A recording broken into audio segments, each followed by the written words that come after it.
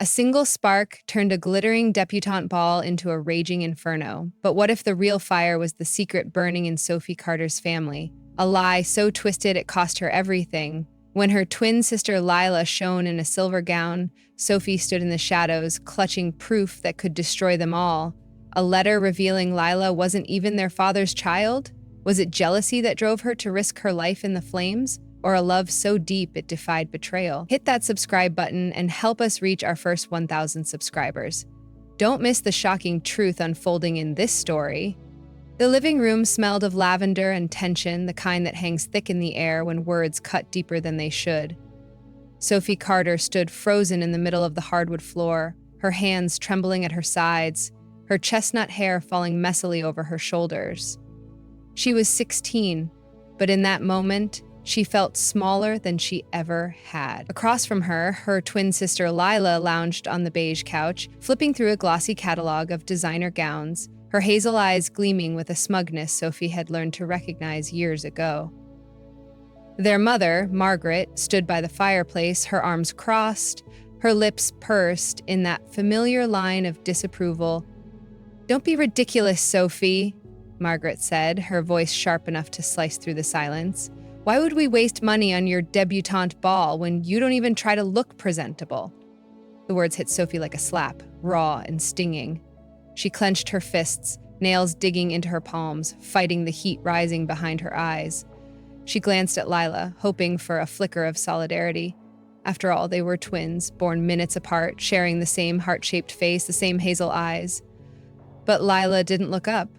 She just turned another page, her perfectly manicured nails catching the light.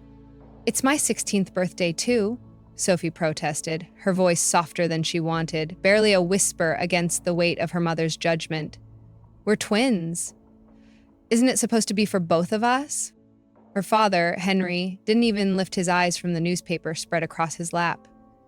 "Sophie, be reasonable," he said, his tone flat, like he was discussing the weather.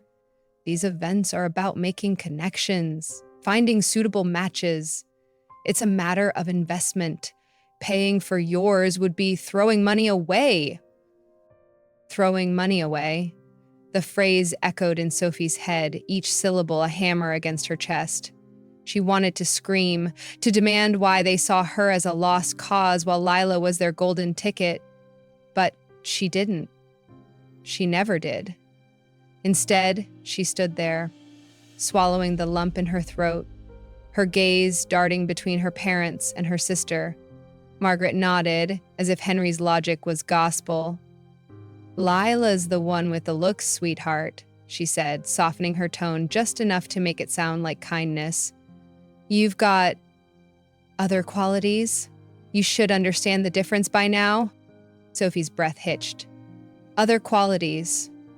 She'd heard that line 1,000 times. Smart, practical, dependable. Never beautiful, never worthy. She watched as Margaret moved to Lila's side, brushing a strand of hair from her twin's face with a tenderness Sophie couldn't remember ever feeling herself. Lila smiled up at their mother, a perfect debutante in the making, already glowing in the spotlight Sophie would never touch. The room blurred as Sophie's eyes stung with unshed tears. She turned away, pretending to adjust the faded scarf around her neck, her one nice accessory, a hand-me-down from Aunt Nora. In her mind, she replayed every moment that had led to this. The new dresses Lila got while Sophie wore thrift store finds. The dance lessons Lila took while Sophie was told the library was free. This cereal sink. And now this. The debutante ball, the rite of passage every teenage girl in Minneapolis dreamed of, reduced to a cold calculation of worth. "I thought being twins meant we were equals," Sophie said, her voice breaking the silence, though she wasn't sure if she was speaking to them or herself. "But maybe I was wrong. Maybe I was born just to make Lila shine, or worse, to pay off some debt I don't even know about." Margaret's head snapped up, her eyes narrowing for a split second before smoothing into a mask of indifference. "Don't be dramatic," she said, waving a hand. "You'll get your chance to shine in your own way, just not like this." Henry folded his newspaper with a crisp snap. "Enough of this. Lila's ball is next week. We've got preparations to finish. Sophie's stomach twisted. Next week. The grand hotel ballroom, the guest list packed with Minneapolis's elite, the dress that cost more than their monthly mortgage, all for Lila. And Sophie, she'd be lucky if they let her watch from the sidelines. She looked at Lila again, searching for something. Guilt, sympathy, anything. But Lila just smirked, holding up a catalog page with a shimmering silver gown. What do you think, Mom? This one screams future heiress, right? Margaret laughed, a light musical sound that felt like a dagger in Sophie's gut. Perfect, darling. You'll steal the show. Sophie couldn't take it anymore. She turned on her heel and bolted up the stairs, her sneakers thudding against the wood. She locked herself in the bathroom she shared with Lila, the only place she could escape their voices. Staring into the cracked mirror, she traced the lines of her face. So like Lila's, yet somehow not enough. Same eyes, same hair, same everything. So why was she the one they discarded? Her reflection blurred as tears finally spilled over. She pressed her forehead against the cool glass, whispering to herself, "If I'm not worth it to them, I'll make myself worth it to me." It wasn't a plan yet, just a spark, but it burned hot in her chest. Downstairs, she heard Margaret call out, "Sophie, don't sulk all night. We need you to iron Lila's practice dress." The casual command stung worse than the rejection. Ironing Lila's dress. That was her role. Always the help, never the star. Through the thin walls, Sophie caught snippets of her parents' conversation as they moved to their bedroom. "We should start looking at trade schools for Sophie," Henry said, his voice matter of fact. "Something affordable?" "Agreed," Margaret replied. "We'll need to save everything else for Lila's wedding fund. With the right match at the ball, she might not even need college." Sophie slid down the wall, hugging her knees to her chest. A chill ran through her, not from the cold tile, but from the realization sinking in. This wasn't just about a party. They were mapping out her entire life, hers and Lila's, along lines drawn years ago, lines she'd never been allowed to cross. And somewhere buried in their words was a hint of something darker, something about debts and secrets she couldn't quite grasp. That night, as Lila's laughter floated up the stairs, Sophie made a silent promise. She didn't know how, but she'd find a way out of this shadow. She'd prove them wrong. Or die trying. Sophie Carter had always known the rules of her family's game, even if no one ever said them out loud. She could still hear the echo of her mother's voice from years ago, sharp and final, cutting through the hum of a rainy Minneapolis afternoon when she was just 8 years old. "Lila's our gift," Margaret had whispered to Henry, thinking Sophie was too busy with her crayons to hear. "Sophie's the mistake we need to fix." The words had stuck, burrowing into her like splinters she couldn't pull out. She'd pretended not to understand back then, but the truth of it shaped everything that came after. By 16, Sophie could recite the evidence like a bitter litany. Lila got the new dresses, the ones with tags still dangling, while Sophie rifled through thrift store bins for faded sweaters. Lila took ballet lessons at the studio downtown, her leotards pristine, while Margaret told Sophie the library was free and good enough for someone like you. Lila's C's in school were met with shrugs and smiles. She's got charm. That's what matters.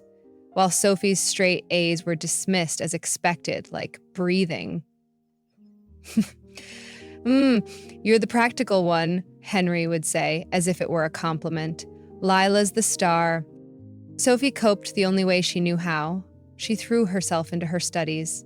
If she couldn't be the pretty twin, she'd be the exceptional one. She stayed up past midnight, her desk lamp casting shadows over textbooks she'd bought with saved lunch money. She volunteered at the county courthouse, filing papers and dreaming of law school. She mapped it out, top of her class, scholarship to a big university, a career that would scream her worth louder than any debutante gown ever could. Her parents didn't see the effort, didn't care. To them, her ambition was just a practical little hobby for a girl with other qualities. Lila, oblivious or maybe just unwilling to see, bought into the narrative completely. "You're so lucky," she said once, brushing her hair in their shared bathroom while Sophie hunched over algebra homework. "Mom and Dad don't expect you to look perfect all the time. I'm the one under pressure." Sophie had stared at her twin, dumbfounded. Pressure? Lila didn't know what it was like to scrape by on crumbs of approval, to fight for every shred of recognition. But she didn't argue. She never did with Lila. Not really. The only person who saw through the Carter family charade was Aunt Nora, Henry's older sister. During a rare visit when Sophie was 15, Nora had pulled her aside after Margaret snapped about Sophie's messy hair. "Your parents think they're setting you both up for success," Nora whispered, her voice low and fierce. "But they're making a terrible mistake. Beauty fades, Sophie. Intelligence, grit, heart. Those are the investments that—" Sophie clung to those words like a lifeline, replaying them on the hardest days when Margaret's barbs or Henry's indifference threatened to break her. But nothing could soften the sting of the debutante ball decision. It loomed over the house like a storm cloud, every day bringing new reminders of her place. Lila's gown fittings, the guest list debates, the way Margaret glowed with pride. It all built a wall Sophie couldn't climb. A week before the event, desperate for a distraction, Sophie slipped into the basement to escape the chatter upstairs. The air was damp and musty, the single bulb flickering as she rummaged through old boxes. Christmas ornaments, tax records, junk no one cared about, until she found it. A metal lockbox, rusted at the edges, sat buried under a stack of yellowed newspapers. Curiosity tugged at her. She pried it open with a screwdriver, her heart pounding for no reason she could name. Inside was a mess of papers, bills, receipts, and then something that stopped her cold. A birth certificate. Lila's name was typed neatly across the top, but the details didn't match the story Sophie knew. The father listed wasn't Henry Carter. It was a name she'd never heard. Daniel Voss. Clipped to it was a letter in Margaret's handwriting, dated 16 years ago, addressed to this stranger. "We only need to keep the pretty one," it read. "The other's a burden. Your money's enough, for now." Sophie's hands shook as she read it again, the words blurring through a sudden rush of tears. She dug deeper, finding hospital records, tests from when she and Lila were toddlers. Margaret had taken her to a doctor, some quack who'd measured her face, her height, her potential for beauty. A note scribbled in the margin, "Not viable for investment." They'd done the same with Lila, but her report glowed with praise. Exceptional features, high prospect. Sophie's stomach churned. She wasn't just the lesser twin. She was a discard, a mistake they'd kept to protect some dirty deal. The realization hit like a tidal wave. Lila wasn't Henry's daughter. She was the product of an affair, a secret Margaret and Henry had buried under lies and cash from this Daniel Voss. Sophie, the legitimate child, had been shoved aside to maintain the illusion, to keep the money flowing. Her whole life, the hand-me-downs, the dismissals, the way they'd groomed Lila while ignoring her. It wasn't just favoritism, it was a calculated betrayal. She sank to the concrete floor, the papers scattered around her like shrapnel. Her breath came in jagged gasps as she pieced it together. "Who am I to them?" she whispered to the dark. "A pawn they sacrificed, a mistake they can't erase." The questions clawed at her, each one sharper than the last. She thought of confronting them, of storming upstairs and demanding answers, but what would they say? Deny it? Laugh it off? Or worse, admit it and still choose Lila? Footsteps creaked on the stairs. "Sophie," Margaret's voice rang out, impatient. "What are you doing down there? Lila needs help with her hairpins." Sophie shoved the papers back into the box, slamming it shut. Her hands trembled, but something else burned inside her now. Anger, raw and unstoppable. She didn't know what she'd do with this truth, but one thing was clear, the game had changed, and she wasn't playing by their rules anymore. The basement discovery had lit a fire in Sophie Carter's chest, one that flickered between rage and desperation as the days ticked down to Lila's debutante ball.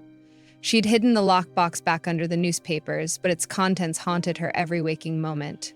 The fake birth certificate, the letter from Margaret to Daniel Voss, The cold proof that her entire life was a lie built on someone else's money. Sophie couldn't look at her parents without feeling the sting of betrayal. Couldn't meet Lila's eyes without wondering how much her twin knew. She'd spent 16 years as the shadow, the mistake. But now she had something concrete. A weapon, if she dared to use it. The night after she found the papers, Sophie sat cross-legged on her bed, the lockbox open in front of her. She traced the words of Margaret's letter with her finger, the others a burden. Her mind raced. She could confront them, demand the truth about Daniel Voss, about why they'd chosen Lila over her. But what then? Would they admit it? Or would they twist it, bury her deeper? She needed a plan, something more than raw anger. The debutante ball was in 5 days. Maybe she could use it, expose them in front of everyone. The thought made her stomach churn, but it also made her feel alive. So she didn't get the chance to decide. The next morning, as rain tapped against the windows of their modest Minneapolis home, Sophie marched into the kitchen, the lockbox tucked under her arm. Margaret was sipping coffee, Henry scanning the morning paper. Lila was upstairs, humming as she practiced her debutante curtsy. Sophie slammed the box onto the table, the clang echoing like a gunshot. "What is this?" she demanded, her voice steady despite the tremor in her hands. Margaret's eyes flicked to the box, then back to Sophie, cool and unreadable. "What are you talking about?" "Don't play dumb," Sophie snapped, pulling out the letter and holding it up. "Daniel Voss, Lila's real father. You've been taking his money, haven't you? That's why she's your gift and I'm your burden. Explain it." Henry lowered his paper, his jaw tightening. Margaret set her mug down with deliberate calm, but Sophie saw the flash of panic in her eyes. "You've been snooping," Margaret said, her tone icy. "That's none of your business."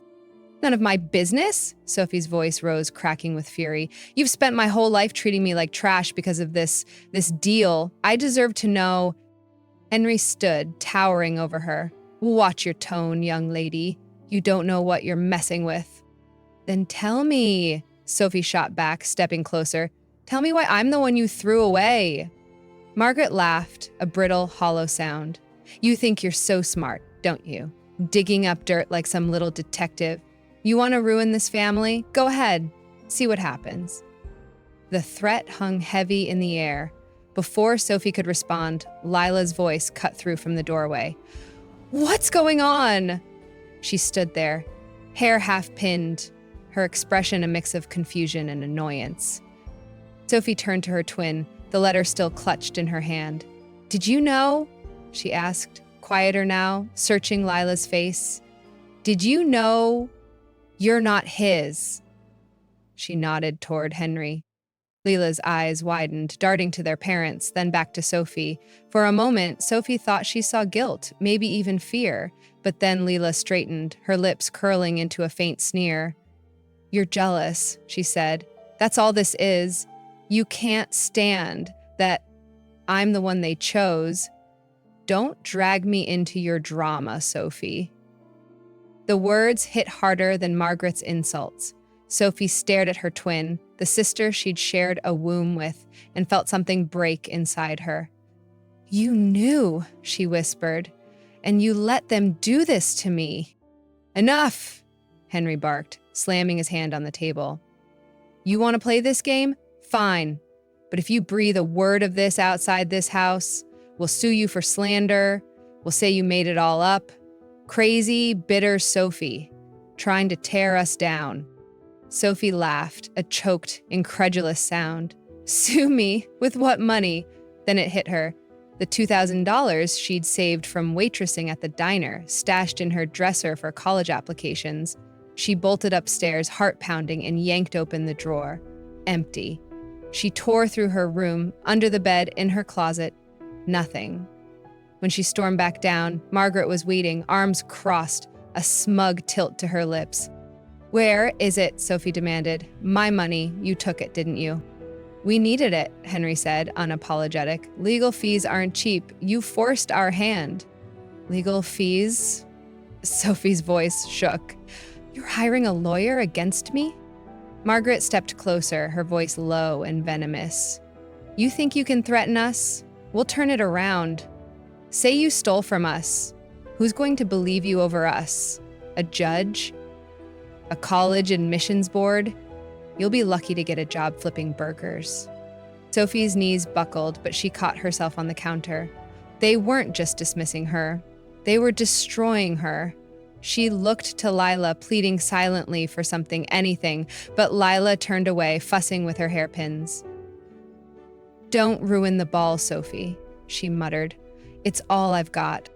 The betrayal sank deep, a knife twisted by the one person who should have stood by her. That afternoon, a letter arrived, official stationery, a lawyer's seal. It accused Sophie of fabricating defamatory claims and warned of a lawsuit if she didn't retract her lies. A handwritten note was tucked inside, unsigned, but in Henry's scrawl. "Drop this, or you're done. Done. No college, no future, just a smear they'd crafted to keep their secrets safe." Sophie sank onto her bed, the letter crumpled in her fist. Her savings, gone. Her family, against her. Even Lila, her mirror image, had chosen their side. She pressed her hands to her face, tears slipping through her fingers. "They didn't just take my money," she whispered to the empty room. "They want to erase me." But as the sobs faded, something else took root, a hard, unyielding resolve. She wiped her eyes and stood, staring at herself in the mirror. The girl looking back wasn't the burden they'd labeled her. She was a fighter. The ball was in 3 days. They thought they'd won, but Sophie wasn't finished. Not yet. She didn't know how she'd strike back, but she knew one thing. They'd underestimated her, and that was their mistake. The Grand Hotel ballroom glittered like a jewel under the Minneapolis skyline, its chandeliers casting golden light over a sea of tulle and tuxedos. Sophie Carter stood in the kitchen, a black apron tied over her thrift store dress, balancing a tray of champagne flutes. She wasn't a guest tonight. She was the help, relegated to the sidelines of Lila's debutante ball. Her parents had made that clear days ago, after stealing her savings and threatening her with a lawsuit. "Keep an eye on the caterers," Margaret had said, her tone dripping with dismissal. "It's good experience for someone like you." But Sophie hadn't come empty-handed. Tucked into her apron pocket was the lockbox letter, the proof of Margaret's affair and Lila's true parentage. Tonight, she'd planned to confront Lila, to force the truth into the open. She just didn't expect it to end in flames. The ball was in full swing when Sophie slipped out of the kitchen, her pulse racing. She'd rehearsed it 100 times. Find Lila, show her the letter, demand answers. The crowd parted as Lila descended the grand staircase, her silver gown shimmering, her smile dazzling the room. Margaret and Henry beamed from below, the proud parents of their gift. Sophie's grip tightened on the tray. She couldn't watch this lie play out any longer. She set the tray down and started toward her twin, but Henry intercepted her, his hand clamping around her arm like a vice. "What do you think you're doing?" he hissed, pulling her into a shadowed corner near the dessert table. His breath reeked of whiskey, his eyes narrow with fury. "I told you to stay out of sight." Sophie yanked her arm free, shoving the letter into his face. "I'm done staying quiet," she said, her voice low but fierce. "You stole my money. You're ruining my life over this secret. I'm telling everyone." Henry's face darkened. "You ruined this night, and I'll make sure you never step foot in a college. We'll bury you with that lawsuit. Say you're unstable, a thief. You're nothing without us." "Nothing?" Sophie laughed, bitter and sharp. "You're the ones living off someone else's cash. Daniel Voss, ring a bell?" She stepped closer, her voice rising. "What happens when I tell them Lila's not even yours?" Henry lunged, grabbing the letter, but Sophie held tight. They struggled, her sneakers slipping on the polished floor. The tray she'd left teetered on the table's edge, then crashed. Champagne splashing, glass shattering. A candle from the centerpiece tipped into the puddle and a spark flared. Within seconds, flames licked up the tablecloth, small but hungry. Gasps rippled through the crowd as smoke curled into the air. "Fire!" someone yelled. The room erupted in chaos, guests scrambling, debutantes tripping over their gowns. Sophie froze, watching the flames spread, her fight with Henry forgotten. Then she saw Lila, still on the staircase, her dress caught on the railing, panic twisting her perfect face. The fire climbed a tapestry behind her, cutting off her escape. "Lila!" Sophie shouted, instinct overriding everything. She shoved past Henry, who stumbled back, cursing. The heat hit her like a wall as she raced up the stairs, smoke stinging her eyes. Lila screamed, tugging at her gown, trapped. Sophie reached her, grabbing her arm. "Move! Now!" "I can't," Lila sobbed, her voice breaking. "It stopped." Sophie didn't think. She yanked at the fabric, tearing it free, but a tongue of flame leapt from the tapestry, searing her hand. Pain shot through her, white-hot and blinding, but she didn't let go.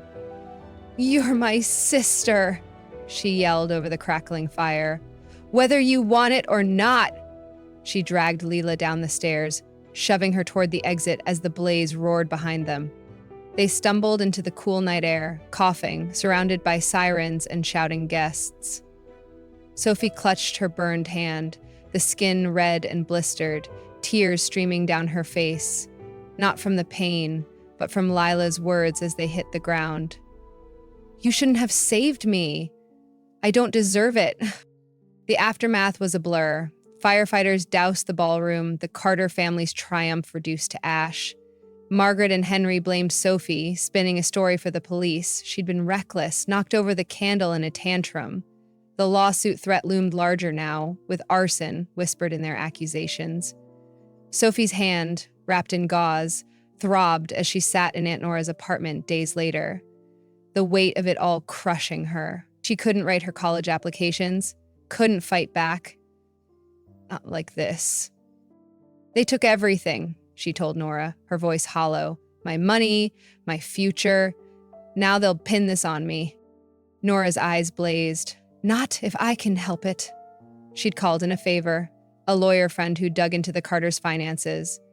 Within a week, they had proof, bank records showing years of payments from Daniel Voss, funneled through shell accounts.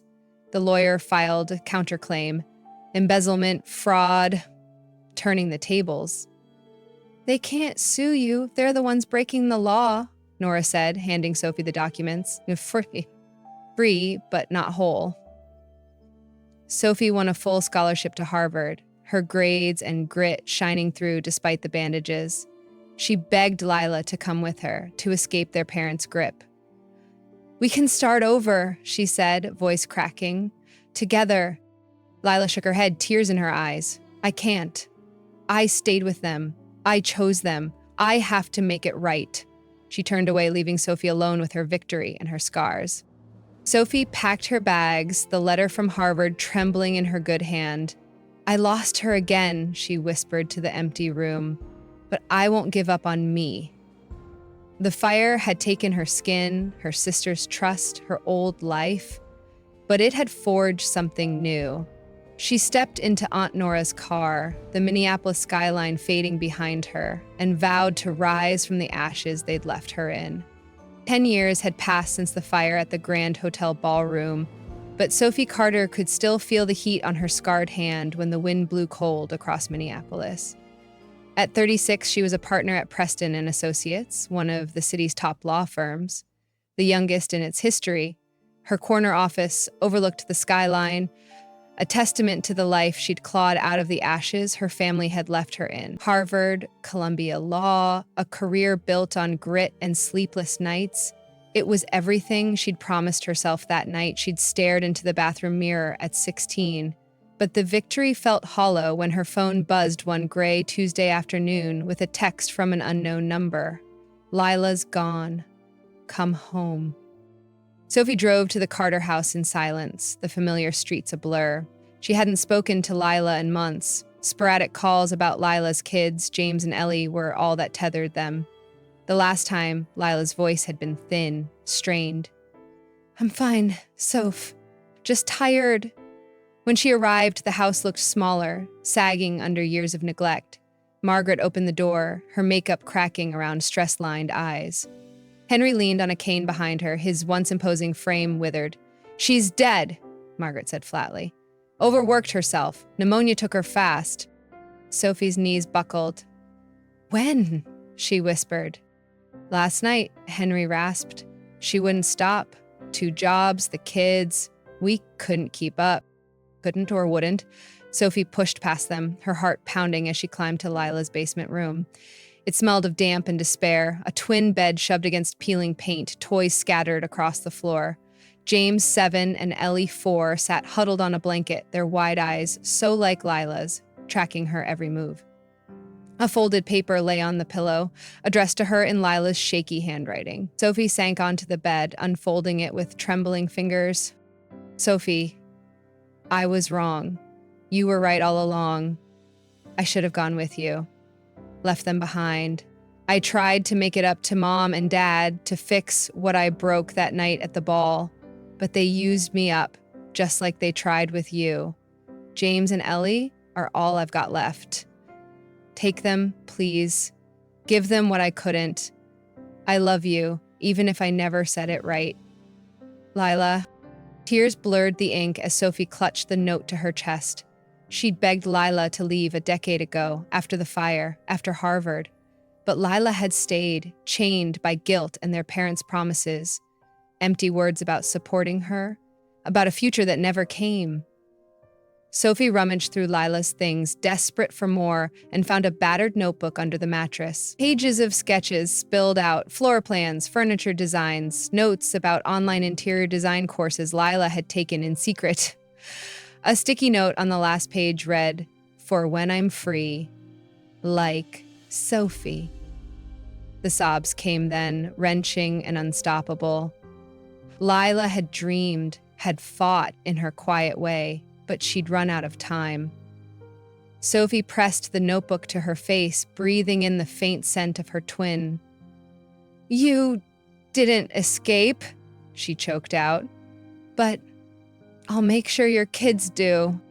That evening, Margaret and Henry shuffled into her office unannounced, their desperation palpable. "We need help," Henry said, his cane tapping the floor. "Medical bills, the mortgage, we're drowning. Lila's gone, the kids can't work. You're doing well now." "I don't think so," Sophie cut in, her voice steel. She stood, her designer suit a stark contrast to their worn coats. "You called me a burden, said I wasn't worth investing in. Now I'm your lifeline. Funny how that works." Margaret's face paled, her own words thrown back at her. "That was different," she stammered. "We were trying to build a future," Sophie finished, stepping closer. "You built hers on lies.